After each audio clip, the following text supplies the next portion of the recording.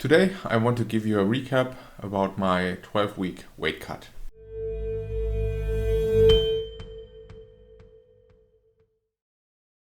Hello and welcome to another video. Today I want to go over the last 3 months of a weight cut. I just finished a few days ago. Now everything is still fresh in my mind, so I figured as I tracked everything, I will give you basically an overview of what I did, how it went, how it went for me overall over these 12 weeks of cutting weight. But before we head in, please like this video, subscribe to my channel if you like these kinds of topics. Also, it would be great if you could give me an algorithm comment. This actually really makes a difference. I can see this in the few videos that I have. The ones that have more comments actually perform quite a bit better. So that would be great.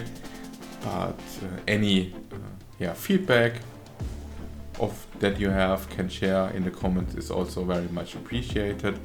I try to get back to you as soon as I can and help you out if you have specific questions. Also, feel free to follow me on Instagram where I share my, let's say, training diary basically. So the weight cut.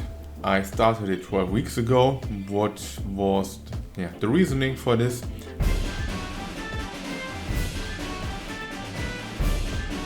Basically, after in 2021, the beginning of the year, I started with several weeks of bulking up, which went quite well. I got a lot stronger, I looked a lot bigger, felt also better, and afterwards I followed up with an extensive period of caloric maintenance, which probably was a bit more than maintenance as I gained a bit more fluff.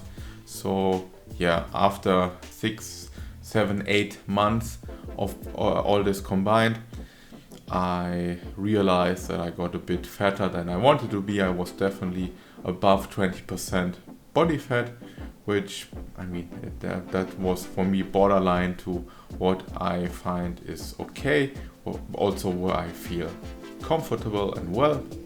So it was time to make a change, cut down, also see if visually see if I actually made any changes, and not only got stronger, but if I was able to add a decent amount of fat-free mass during the previous month. All that said, how did I set up my diet? I did quite heavy cut for me. So during all of the 12 weeks, my caloric intake on a day was around 2,100 calories. I split up the macros to around 185 grams of protein, around 68 grams of fat, and the rest, which is around 185 grams, are carbs. I had one basically pre-workout shake, if you want to call it like this, which was EAAs. So this kind of bumped up my actual protein intake another 20 grams. So I'm a bit over 200 grams in protein. That is something that works quite well. Other people probably would like to sacrifice a few more calories in fat and push them in carbs, which is fine. I personally just prefer having a bit more fat. I just feel better, everything works better, and I like eating nuts, so it's hard for me to cut them out, and it's a lot easier for me to not have carbs. In terms of meals, how did I do it? I had 4 different meals a day. So I had breakfast, which was pretty much every day the same. This is some yogurt with a bit of added protein powder for just enriching it with protein, the meal, and flavor, with nuts and blueberries mainly. Then I had lunch, which was kind of some beef with potatoes and vegetables, sometimes as a soup, sometimes with some tomato sauce. So I was playing around with the flavor, but the main ingredients were pretty much red meat, potatoes, and a mixed sort of vegetables. Every now and then I ditched the vegetables or reduced them and the potatoes and had some pasta if I felt like it, just to mix things up. But the overall macro split was kind of the same, and the calories too, hovering around those 2100. Dinner, which is basically my post-workout meal, was very simple and typical. I had some rice and also again some beef. Sometimes I had chicken or pulled pork. And as the last meal at night, I had some low-fat cottage cheese, again with a bit of protein powder, to basically spike it up a bit and have some extra flavoring, with again berries and nuts. Oh yeah, in the breakfast I had a bit of apple cut down too and ate this there. So this is how most of my meals for the last 12 weeks look like, which works well for me. I like the main ingredients and you can really flavor it up. But I have been telling people over the years that you should make room for refeeds or special occasions, and that's really not a big issue. You just need to keep it in mind and plan it out a bit. So I definitely had these occasions. I had refeeds, I had special occasions over the last 12 weeks. One refeed day, which was after a powerlifting seminar that I attended, which I followed up with playing around a bit in the gym. That was basically 3 hours of training, not non-stop, but still that was a lot more additional work, and I figured, okay, today is a good day to have a refeed, so that's what I had. For me, this means usually to have a big pizza. That's what I like, that's what I love, so this is part of my diet. But it's also something that you can throw in when needed, even though this should take a couple of weeks until you actually need a refeed if you do it properly. So in terms of special occasions, I had my wedding anniversary. I knew this way ahead, so I also had an idea of what we would do and wouldn't do that day. We had a cool brunch. We ordered dinner later on, as we couldn't really go out that much due to the current situation. So it was a very non-moving heavy day, and I knew I was going to enjoy the food no matter what. So in the days leading to it, I just cut out a bit of food. So in my case, I cut out a bit of the nuts every day. Didn't hurt, didn't make a big difference. Cut out a bit of carbs, just like that I could enjoy wedding anniversary without any issues, and that worked out fine. Another special occasion was my birthday, which was we actually went outside, went to my favorite comic book store, chatted there with the owner. The way I kind of managed it there was quite simple. I skipped a meal, probably not ideal, but that's fine. So I had a late breakfast and no lunch, or a very late lunch, and an early dinner, and then my nighttime snack basically, and that worked out well. I ordered duck because that's something I really like a lot, and it was quite tasty. And we also ordered 2 different sorts of dumplings and shared them, which was perfect. I liked it. As we were on tour, I was walking still quite a bit. That is how I mitigated these special occasions. On the one side, just eating a bit less over the week. On the other side, I just skipped a meal and then had one a bit bigger. The trick here, as takeaway for you, is to find a way that it works for you, that you can feel well. Maybe skipping a meal, doing a deficit is very hard and doesn't work for you, then don't do it. Maybe it's quite the opposite, that works quite well for you, or maybe that's a day where you want to intermittent fast, saying, okay, hey, I'm not going to eat until this special occasion, a Christmas dinner or whatever, your birthday dinner, some anniversary, like in my case, whatever it might be. There are different tools that you can use to mitigate it, so that there is really, unless you're a professional bodybuilder going on stage, there's no reason to not be part of these special occasions and not celebrate them a bit, at least in my opinion. So let me know how you do this. That's my take on it. I really want to enjoy this life, and now I got to do both. In terms of training, how did I do it? What did I do? Well, if you follow the channel, then you know I have this series, Project Big Stefan. So there you actually see my training, where I recap every training cycle. For the last 5 or 6 months, I've been doing Wendler's 531 boring but big. So that's also what I did during the cut. That's a 4-day upper lower split, which works really, really well for me.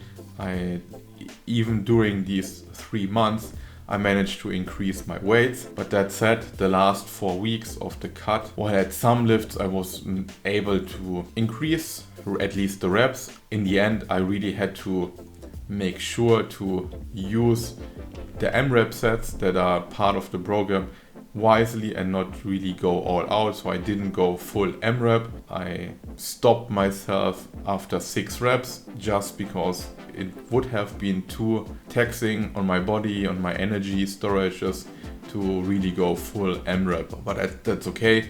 I still got stronger during my cut and maintained the higher weights in the end, which is a huge win for me. If that definitely was a first, as I did cuts in the past, didn't go as smooth as this time. I had these 4 days. The last 2 weeks of the cut, I added an additional training day in the gym. So I joined a different gym. Want to go there long term, at least once a week, maybe in the midterm even twice a week. So the 5th day is kind of a full day bodybuilding pump day, where I just add extra volume to my body, because I'm sure overall I can take a bit more. Then I did daily walks every day, several times a day, 3 to 5 times, depending on how I felt, how much time I had with the work and everything.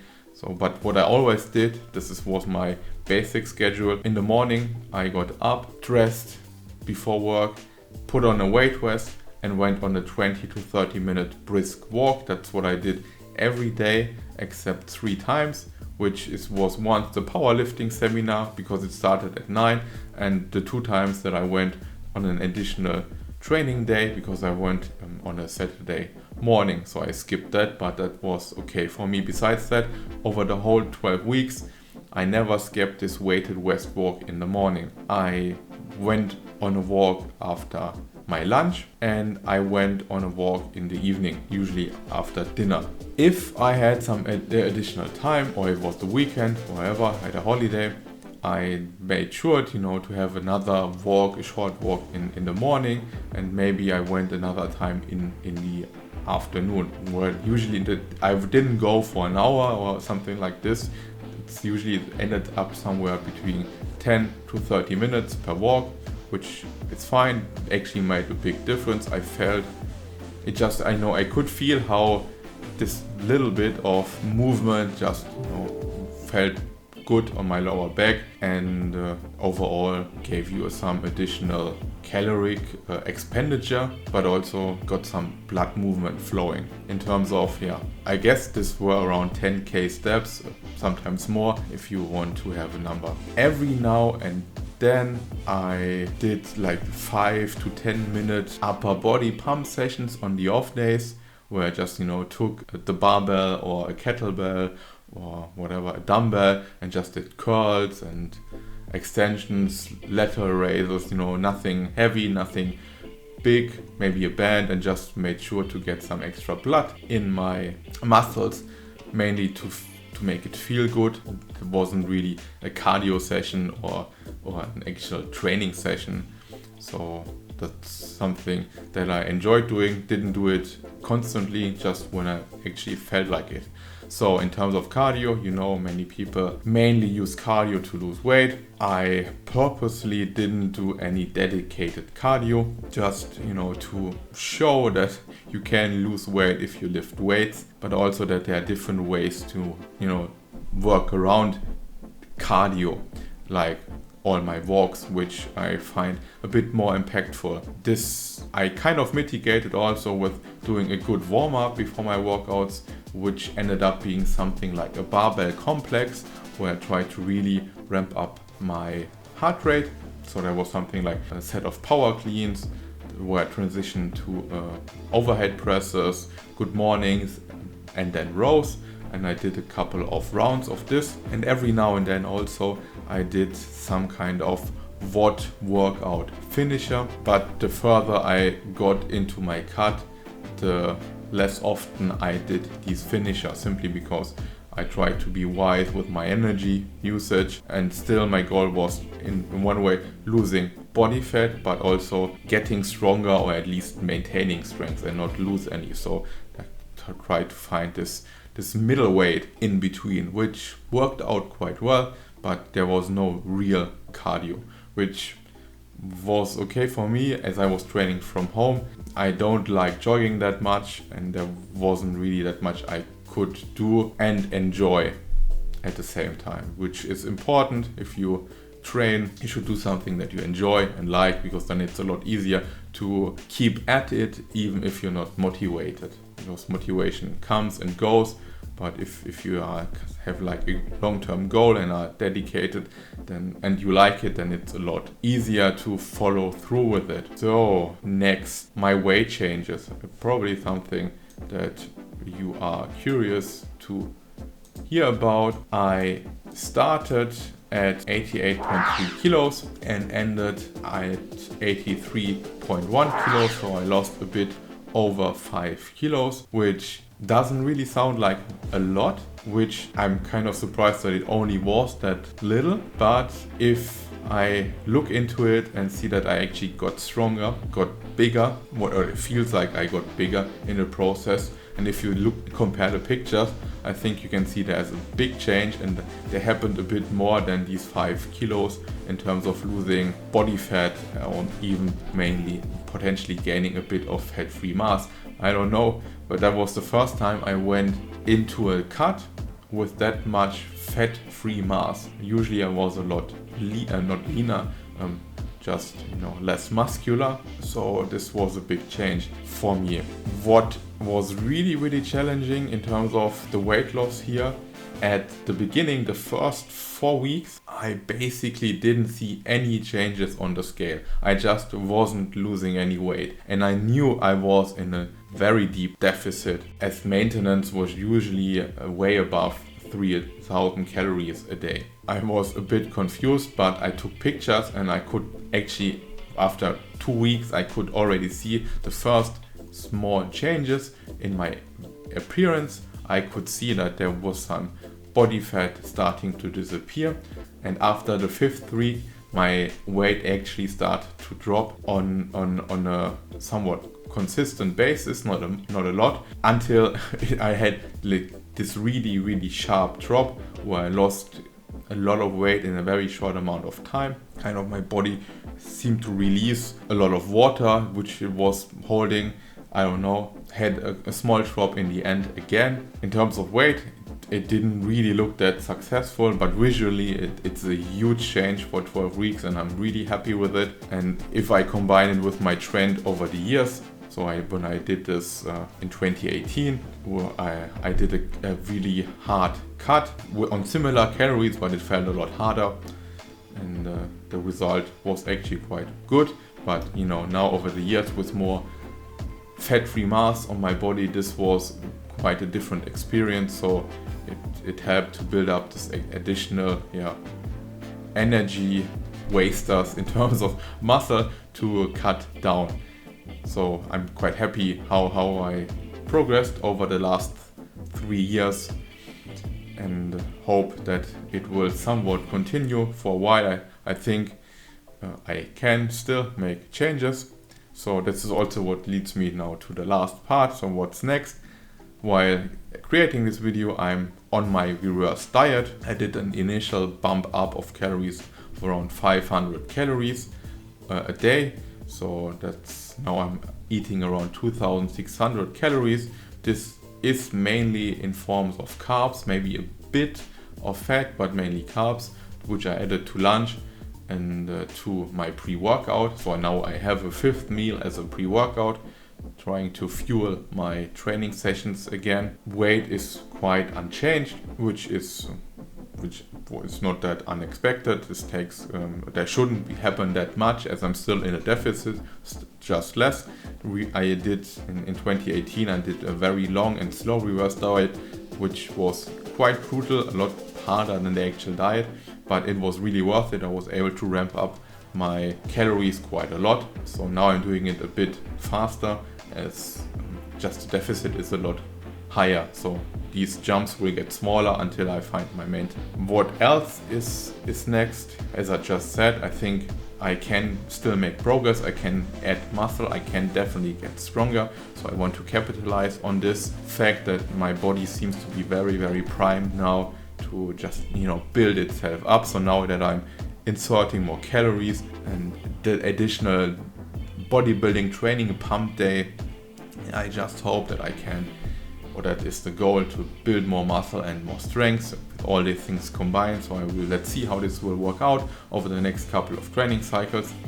And then as I'm still not super lean, even though I guess I cut down to maybe 15-ish% body fat, which is quite a lot in these 12 weeks, but I still carry around a lot of fat, which is not that visible from the front, but I carry a lot of fat on my back. So there's still a potential to get leaner without getting in single digit territory, which probably is going to be hard for me to maintain. Let's see, maybe in 8, 9, 10, 12 weeks of maintenance, I might do another cut, just to actually see how I look shredded.